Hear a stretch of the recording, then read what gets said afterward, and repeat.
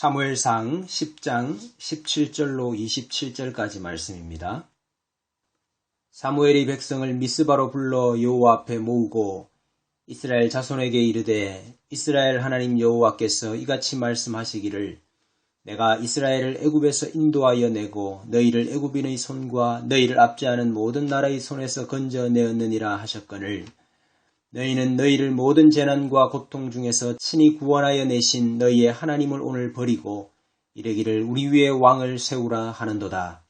그런즉 이제 너희의 지파대로 1000명씩 여호와 앞에 나오라 하고 사무엘이 이에 이스라엘 모든 지파를 가까이 오게 하였더니 베냐민 지파가 뽑혔고 베냐민 지파를 그들의 가족별로 가까이 오게 하였더니 마드리의 가족이 뽑혔고 그 중에서 기스의 아들 사울이 뽑혔으나 그를 찾아도 찾지 못한지라. 그러므로 그들이 또 여호와께 묻되 그 사람이 여기 왔나이까? 여호와께서 대답하시되 그가 짐 보따리들 사이에 숨었느니라 하셨더라. 그들이 달려가서 거기서 그를 데려오매 그가 백성 중에 선이 다른 사람보다 어깨 위만큼 컸더라. 사무엘이 모든 백성에게 이르되 너희는 여호와께서 택하신 자를 보느냐? 모든 백성 중에 짝할 리가 없느니라 하니 모든 백성이 왕의 만세를 외쳐 부르니라. 사무엘이 나라의 제도를 백성에게 말하고 책에 기록하여 여호와 앞에 두고 모든 백성을 각기 집으로 보내매 사울도 기브와 자기 집으로 갈 때에 마음이 하나님께 감동된 유력한 자들도 함께 갔느니라. 어떤 불량배는 이르되 이 사람이 어떻게 우리를 구원하겠느냐 하고 멸시하며 예물을 바치지 아니하였으나 그는 잠잠하였더라. 아멘. 하나님께서 자기 백성을 다스릴 왕을 세우십니다. 하나님께서 왕을 세우시는 방법이 무엇입니까? 첫째는 선지자에게 말씀하심으로 주권적으로 그를 선택하셨습니다. 둘째로 하나님의 영을 주심으로 성령에 크게 감동되게 하셨습니다. 말씀과 성령으로 왕을 주셨습니다. 그렇다면 왕의 자격이 무엇이겠습니까? 첫째는 하나님의 말씀에 절대 의존적이어야 합니다. 둘째는 성령의 감동하심을 따라 행하는 것입니다. 이 두 가지 사실에 의해서 필연적으로 나타날 수밖에 없는 왕의 자격이 한 가지 더 있습니다.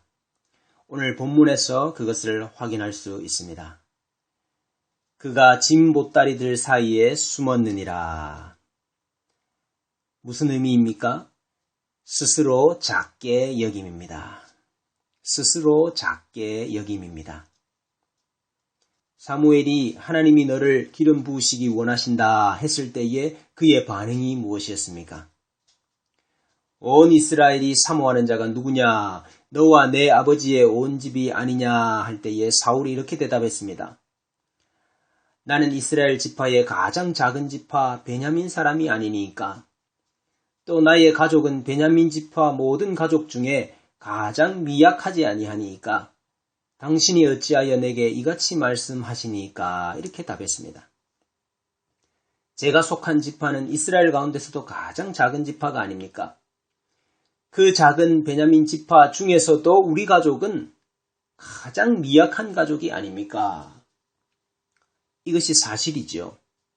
그런데 그 사실을 사실로 받아들일 수 있는 사울의 낮은 마음을 보아야 합니다.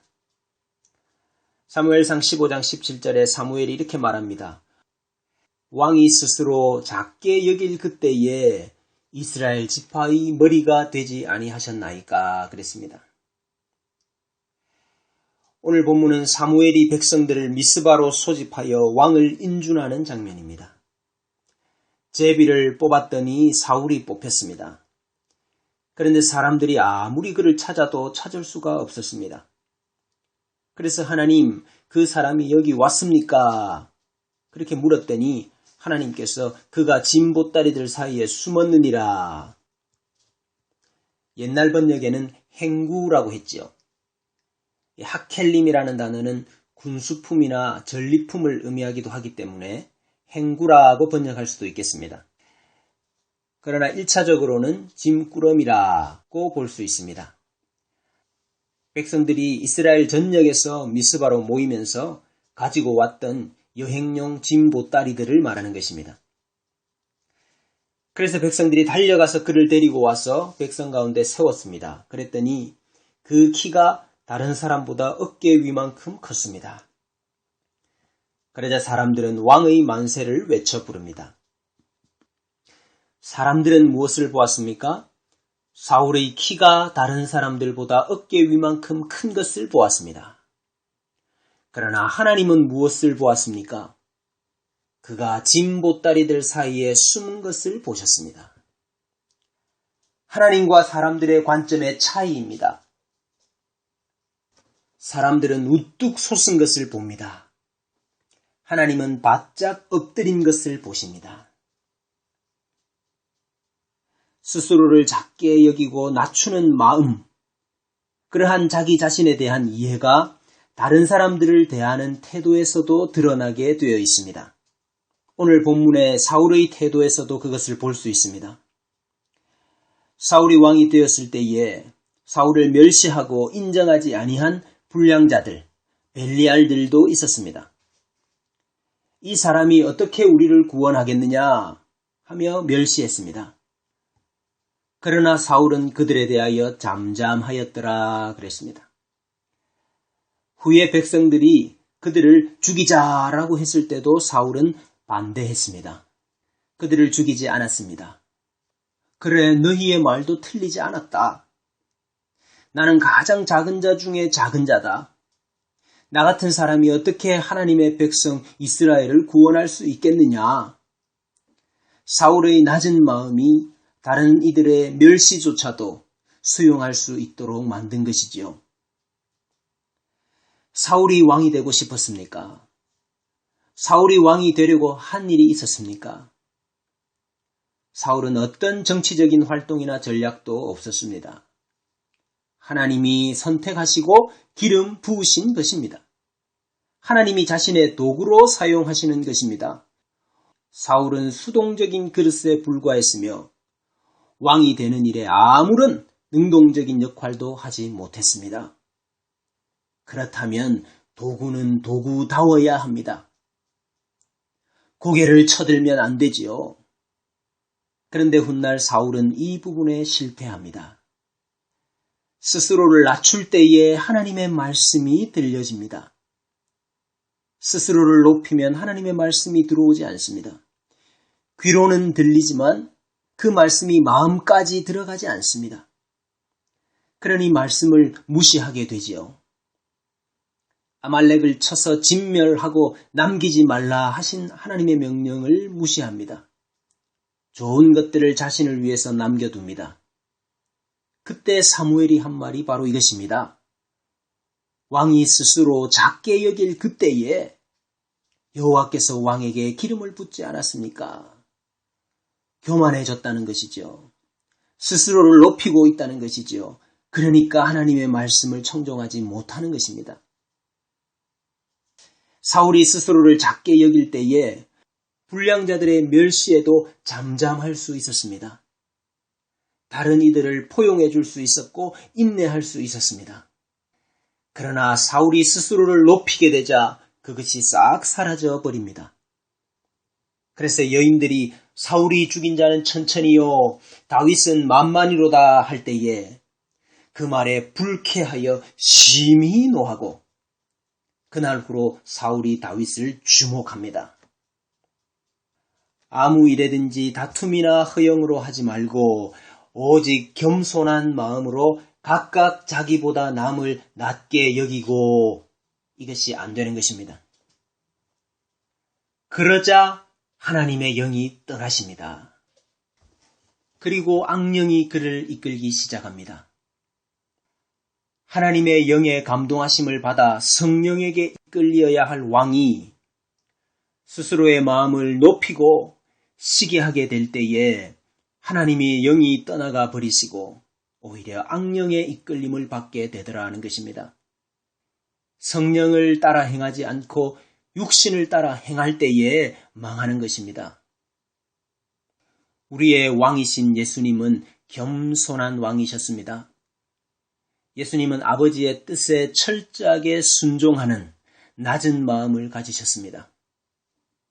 그래서 빌립보서 2장 8절은 예수님에 대하여 자기를 낮추시고 죽기까지 복종하셨으니 곧 십자가에 죽으심이라 했습니다. 철저하게 성령을 따라 행하셨습니다. 성령께서 광야로 이끄실 때에도 성령을 따라 시험을 받으셨습니다. 십자가에까지 성령을 따라가셔서 죽으셨습니다.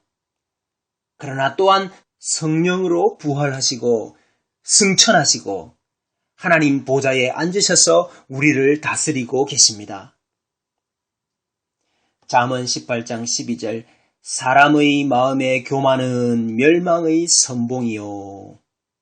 잠언 3장 34절 진실로 그는 거만한 자를 비웃으시며 겸손한 자에게 은혜를 베푸시나니.